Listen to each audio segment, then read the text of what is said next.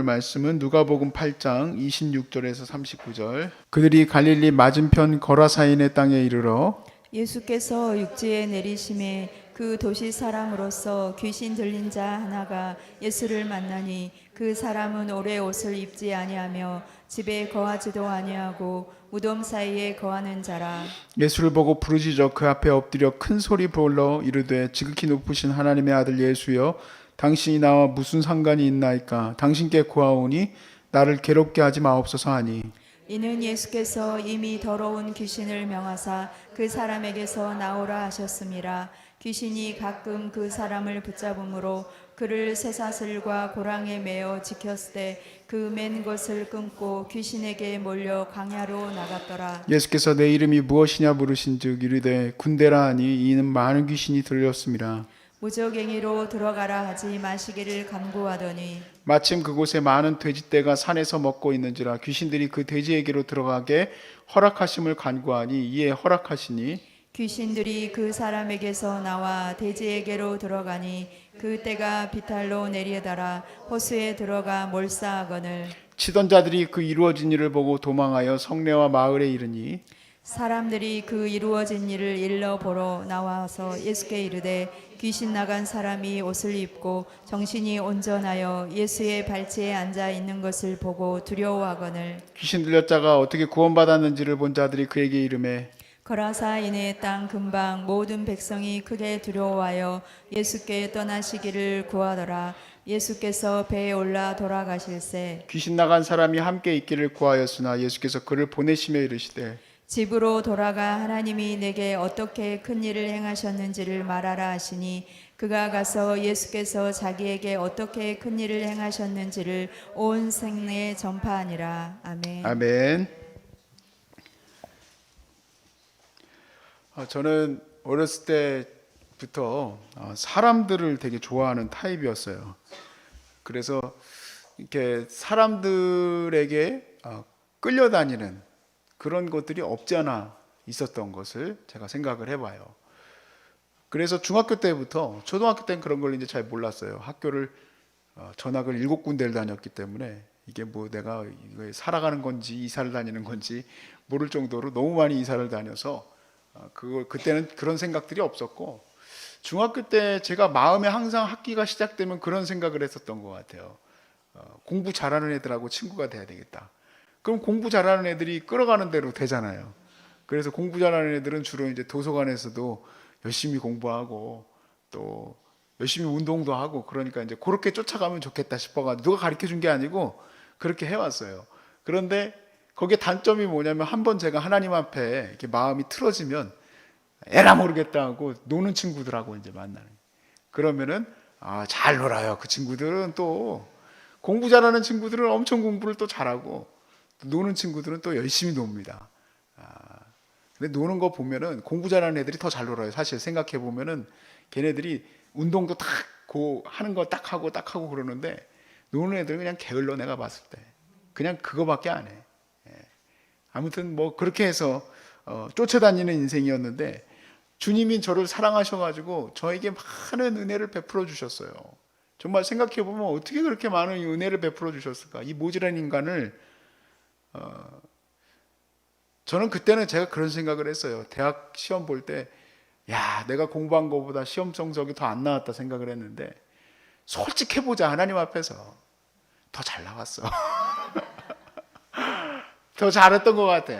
아이고 찍은 것도 다 맞았던 것 같아. 하나님 은혜예요. 그뿐만 아니라 그렇게 어렵고 힘겨운 목회 그 부모님의 그런 현장이었음에도 불구하고 모자란 거 없이 다 하나님이 그렇게 못난 인간을 먹이시고 입히시고 재우시고 하셔서 그래도 절망 가운데 죽어지지 않고 하나님이 다시 부르시는 그 은혜를 경험할 수 있게 해주셨어요. 솔직히 생각해 보면은 저 같은 사람 부르는 것보다 번듯한 사람 하나 주님의 목회자로 세우셔가지고 저는 제 먼데로 간다고 그랬었으니까 네 갈 길 가라.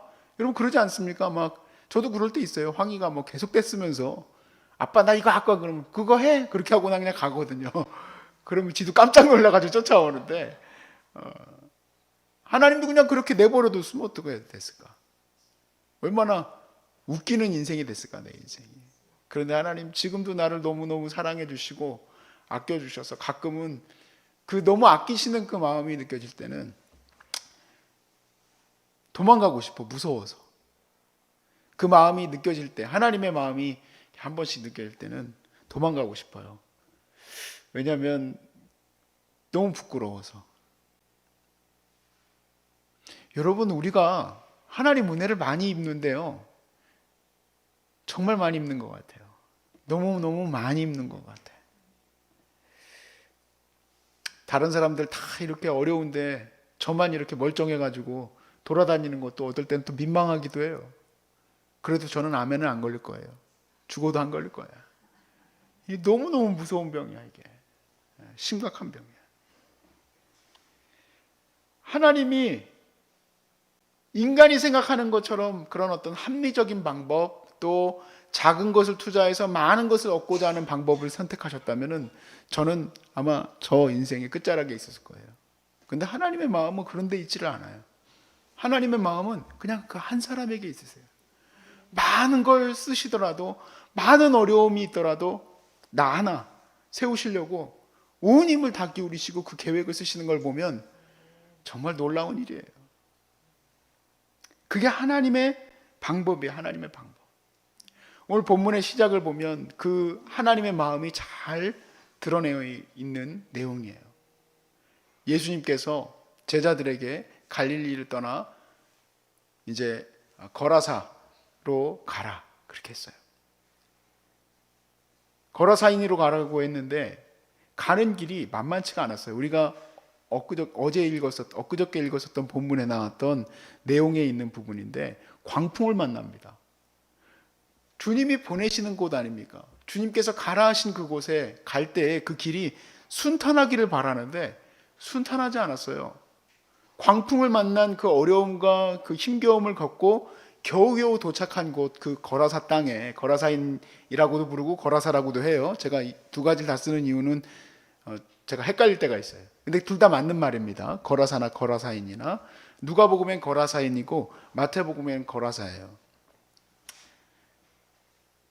근데 거라사인에 도착했는데, 그러면은 그렇게 어려움을 겪고 이기고 도착했으니까 영혼을 최대한 이빠이 뽑을 때까지 뽑아야 될 거 아닙니까? 죄송합니다. 이빠이라고 해서 많이 뽑을 수 있을 만큼 뽑아야 될 거 아니에요. 근데 기껏 만난 영혼이 몇 명이냐? 한 명이야, 한 명.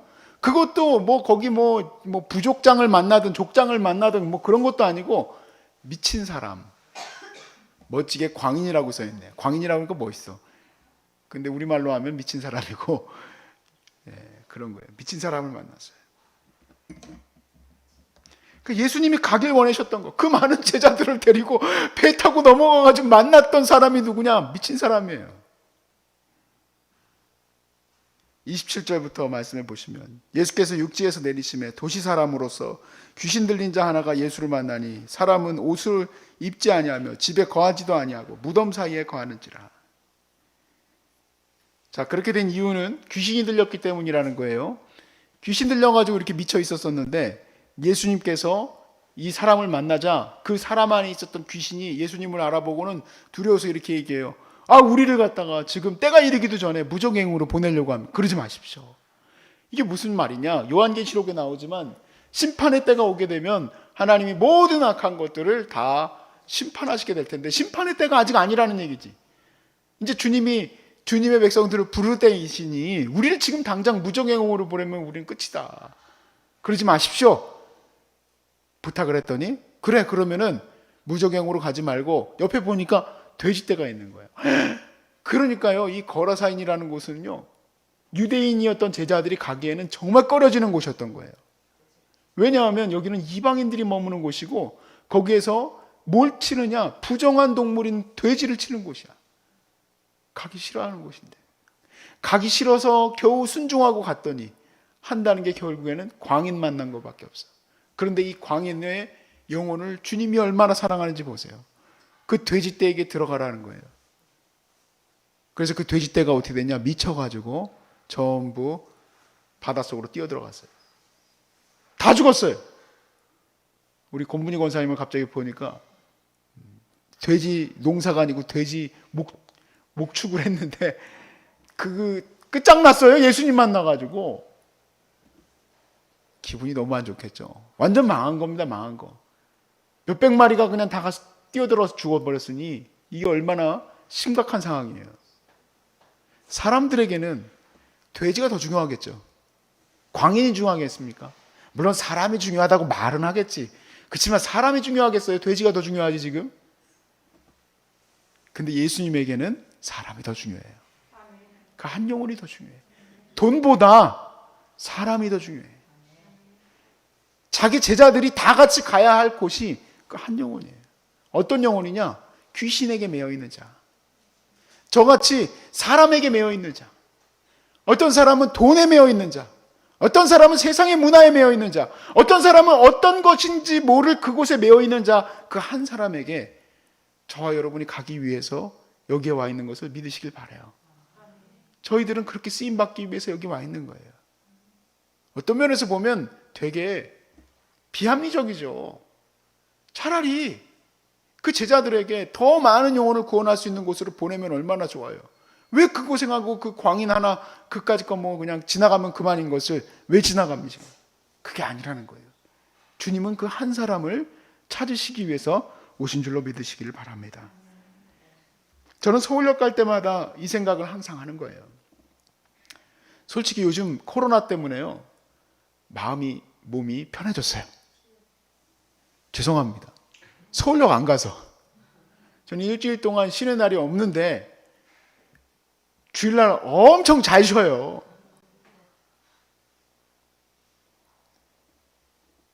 11시 예배 한번 딱 드리고 유튜브로 서울역까지 딱 송출이 되고 나면은 제가 할 일이 없어요. 뭐 하냐? 집에 가가지고 뭐 마당도 쓸고 제가 그동안 못했던 것들도 해주고 그래요. 애들하고 막 놀아주고 같이 킥보드 타고 애들도 너무너무 좋아해. 아빠 벌써 왔냐고. 깜짝 놀래. 아빠가 그냥 12시 반, 1시면 벌써 와 있으니까.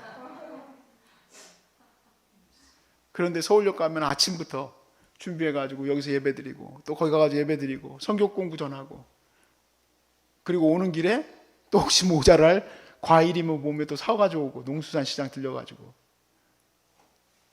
근데 거기 가는 이유는 농수산 시장을 가려고 하는 게 아니고요. 목적은 하나예요.